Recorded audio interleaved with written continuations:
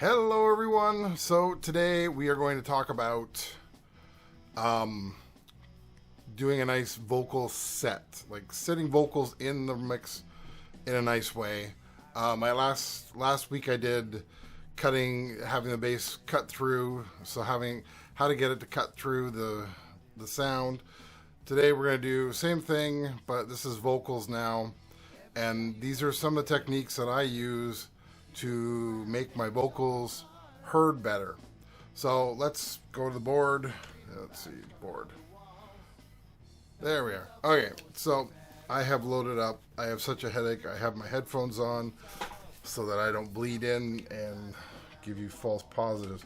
So the first thing is, let's look at track 1. Now at the moment I have it turned off, but as you can see I have peaked the mids up. Now the reason why I did this was to bring, same thing I did with the guitar, to bring the guitar out a bit.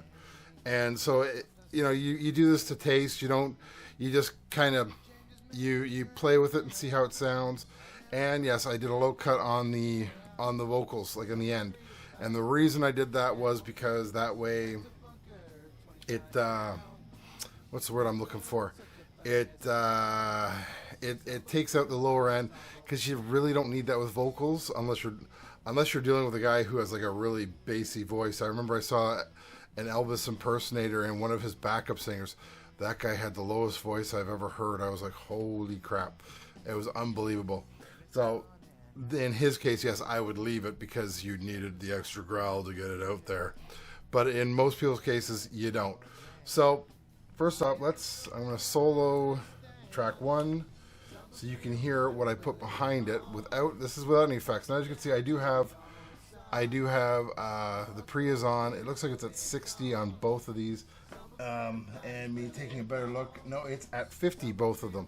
So in this case, I'm using my external effects. It is running through the stereo bus here through G and H. So it's in stereo. And I can let's check G. So G is panned left, H is panned right. So we are good there. So yeah, see, so it is coming through. Let's go back to the mixer here. Sorry, I'm on H. Let's go back to 1. Back to 1. So now I have soloed 1. So all you will hear is 1 if it starts. Let me just see if you can hear it. And what I do is I add some slap back. It's not even playing yet. Oh, it is playing. Where is it at? Okay, it'll start in a sec here. So I've added some slap back. There, now everything's come in. You can see it there. Still waiting for the vocals. Here they come. Mind the streaks, mind the strain. So much pain, I'm going insane. So you can hear a bit of that. Let's just back it up a bit to there. I'm going to turn up the externals so you can hear them better. That was on low, so. Mind the strain, so much pain, I'm going insane. So you can hear I have a slap back, but I also have a little bit of reverb. The reverb you could probably hear better if I just, let's solo the snare for a sec.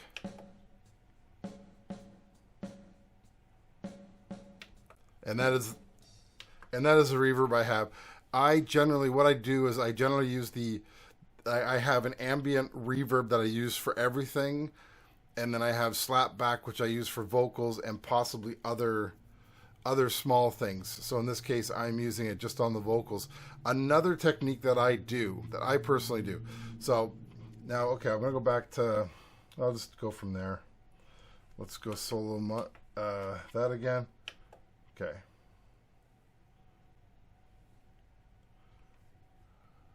It's not doing it yet. Where's the... Oh, because it went way to the end. That's why. This is one of the hard parts. Can't read the screen from the system. So we'll go to about 10. Now when I'm going to turn on... Mind the streaks, mind the strain. So much pain, I'm going insane. So you can see how much just the effect, just bumping the EQ up, actually pushed the vocals up a bit. and then it keeps it from just going into distortion, because you're just picking up the mid and you're bringing it up to allow you to get that sound. And I'm doing these dramatic moves here. And so the other technique I do, because if you notice 1 and 2 were going up and down, I double up vocals. So on 2, I'm going to go over track 2 here for a second. So I can, at the moment it's doesn't have the EQ on. And here we go. Mind the streaks, mind the strain, so much pain, I'm going insane. Look at me, I can't see right. Close the door, there's too much light. So that's a technique that, like the doubling of vocals, I've been using forever.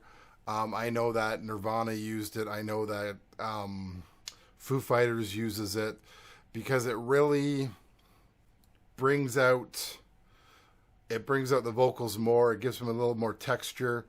The one thing that I do is, if I know the song is, or if I know the word at the very end is going to be a hard consonant, I won't do it. So, like, for instance, the word light, I would do light on the first track. On the second one, I would do lie. And the reason I do that is so that the hard consonant, the T, it has to match.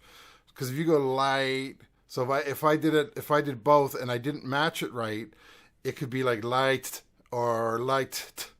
You know, you don't want that. So the easiest way to get around that is just don't say it. Just go lie. It's an old barbershop trick, and if you really listen hard and you listen to a barbershop quartet, when they're all singing in harmony together and they're all singing the same words, you'll notice that when they hit certain words, they won't do them. Like R's will not be there. So like, what's a good one for or? You wouldn't do or, you go or. You wouldn't do the or. It's funny because I did one guy I worked with. He's from the East Coast of Canada, and I was in a barbershop with him, and he had, so when he would say his R's, they would be very East Coasty and so he had to work on it a bit. But that's another trick is, if you're going to do double up vocals, just, if you have a hard consonant, don't do it. So for instance, black and fluffy would be blah and fluffy. There you go. So just like I said, so that's number 2. So then the other thing I do is for more dramatic things. So for instance, in the chorus, we have track 3, and track 3, I just add another vocal track. So when it hits certain points, you'll hear. Feel my pain, feel my strain, feel my hatred, kill this day. All right, it wasn't there. I thought I had it at the end of that one. I know I'm using track 3. Lock the door, out of the light, load the day, keep the night. Okay, maybe not. Let's see. All right, let's go to the timeline here. Oh, so track 3 is not, or is track 3 me? Oh, I know why. There's why. Track 3 is just being used at the end of this song. Hatred, kill this day. So I'm doing this with track 3. Kill this day. Kill this day. Just to add to it. But yeah, I thought I was using it there. I guess I'm not. Yeah, that's about it. So now when you put it all together, let's turn off the soloing, and then we'll start. Let's go back to, now what timeline? There, meter. Go back to track 10. That's fine. So here we go. So here the bass is cut through. Mind the streaks, mind the strains. And the vocals are coming through very well. I'm going insane.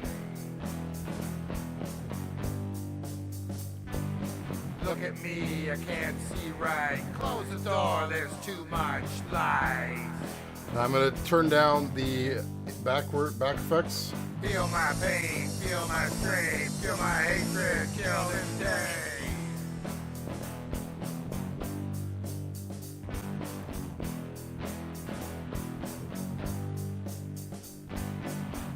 door, out of the light. Load the day, keep the night. So yeah, and then I just have to fiddle with where I want how much effect I want on there. That's how I do this. It's quite easy. Yeah, I suggest playing with your vocals, and yeah, just bring up the mids. You know, do your recordings the way you want. It's yeah, the mic is important, but it's more, you know, it's a mic that suits you, because there are some mics, some people do better with an SM58 than they do with like a Rode NT1. Their voice sounds better through it. Don't know why. It's just the way it works. So play around with different mics as well. And once you've got the sound you want and it's nice and clear, like I said, always record flat and then bring it up when you're, you know, and then fiddle with it when in the post. So you try to get the sound you want first, and then when you're doing post, that's when you get to fiddle with it a bit, because it's easier to take away than it is to put for, like to add. So that's my video today. I hope you enjoyed it. Like and subscribe, and I will talk to you later.